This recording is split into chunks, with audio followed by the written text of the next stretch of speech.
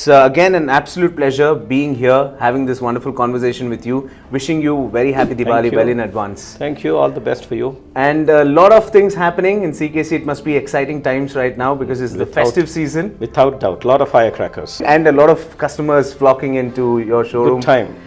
Tell me about the traditions and celebrations. It's all about that, Diwali, right? And Krishniah Chetty and group embodies the festive spirit through exquisite jewelry. So talk to me through this entire process.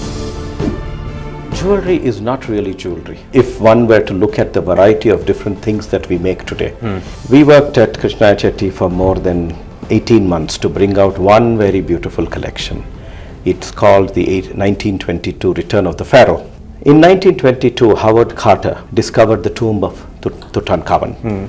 It just so happened in 2022, we conceptualized to commemorate 100 years of that discovery, a collection because in 1922, Krishniah Chetty offered this jewelry based on the Egyptian theme to the British residents at that point of time.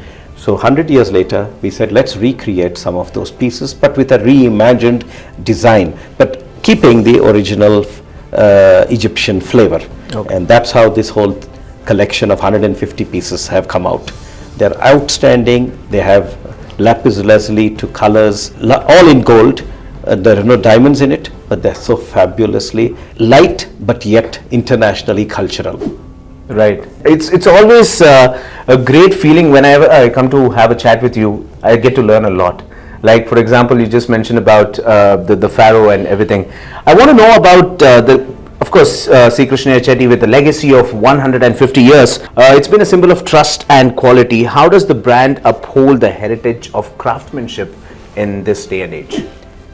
We've got something called the Krishniah Chetty Institute of Fine Jewelry. Okay. The objective of this is to bring out the finest craftsmanship that can be recognized anywhere from Paris, London to New York or Japan.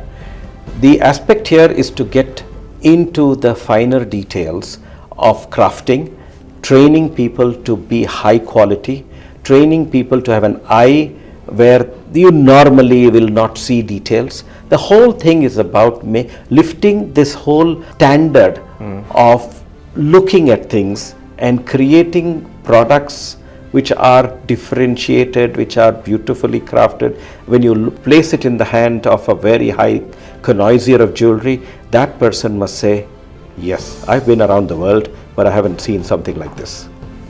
Right. Is there a process or is there a SOP that you have put in place that makes every jewelry unique and every, like most of the big companies in the world, they made this SOP so that nothing wrong happens. Is there something that you've put in place?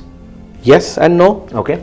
Yes, for the way we work. Okay. But art has no SOPs. Yes. Art is all about the freedom of the mind to create. So designers, craftsmen are allowed the freedom to think and do what they want. You don't measure them by how many grams of gold or how many carats of diamonds they produced in the day. But we are looking at what are they doing. You to look at it and say, wow. Okay. That's the objective. Yeah. And that's happening. Yeah. Okay. And as I'm talking to you, I'm being distracted by this beautiful pieces over here. Is this the part of the Diwali, the collection that you were talking about? Well, I spoke about the 1922 Return of the Pharaoh, which is an international collection. Okay. What you're looking at here is a very deeply concentrated art form. Okay. Where it's the Navagunjara. Okay. Navagunjara is a creature that the Indian scriptures speak about. For example, it's got the face of a hen. Okay. The tail, the snake is the tail. Okay. And it's got a body and legs of a lion. Okay. And it's got an elephant tusk. And it's an amalgamation of different animals.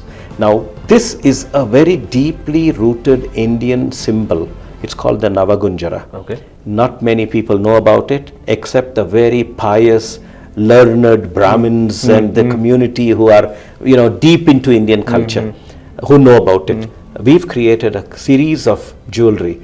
They are a little expensive. They're about 10 lakhs or so per piece. Okay. But they are so fabulous. But at the same time, they're understated. So it's not just elaborate. You don't deck yourself like a Christmas tree, but you like to collect a piece of something unique, and that's the Navagunjara. When you spoke about that particular mythological creature, is it something like the Gandaberunda, which the Mysore palace similar? That's also from the scriptures. But Gandaberunda is the double-headed eagle. Correct. And that's from Russia and the Hoysalas. It has come down from there. But then this is very different. It's another genre of design. Okay. All right. Got it. Now, festivals. Let's talk about Diwali. It's coming up shortly. It's all about family. How does C. Krishniah Chetty and Group ensure their jewelry pieces become a part of these memories for generations? I've had a lot of instances where I've interacted with your customers at many events, and it's like C. Krishniah Chetty and Group is part of their family. So, if you could tell me a story, maybe which you remember. There are several stories, but some of them you discover as you go along. You mentioned the Gandaberunda that we made, right? So we made them for the Maharaja of Mysore, several hundreds of pieces, which he gave it to eminent citizens. Correct. While I was going through all our designs pre-independence, 1900 onwards, I found a very beautiful Gandaberunda design in my archives, and we put it into a coffee table book which we called The Bejeweled Past. Recently, I had the Sir C.V. Raman's book biography. And when this was presented to me by the descendants of the family, and said, look at this is the biography of C.V. Raman, the respected scientist.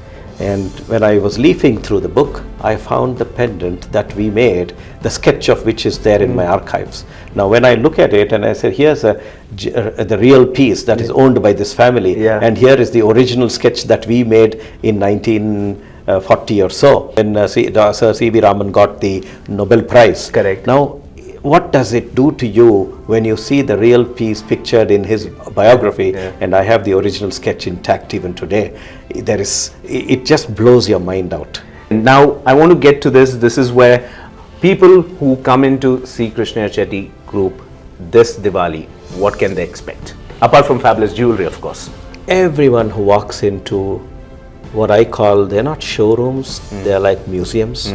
Each one has got such a lovely display of jewelry, and with a little story attached to it so they can read about it. It's not shopping, it's not entertainment.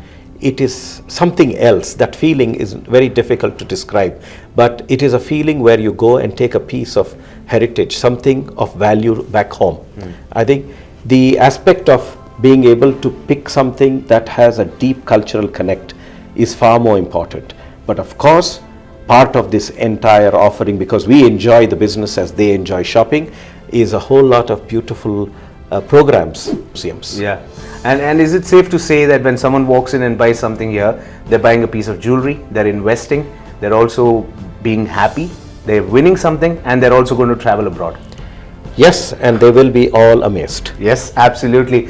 Well, thank you so much, Dr. Vinod Hayagriv, once again for having this wonderful conversation. Happy Diwali in advance. And I have to say, I'm a bit sad today because in the basement I didn't see the good old Ford. The good old Ford is in the other building. So I think everybody wants to see these beautiful cars. So the Chevy is here, of course. Okay. All right. Well, thank you so much, and happy Diwali once again. Thank you very much.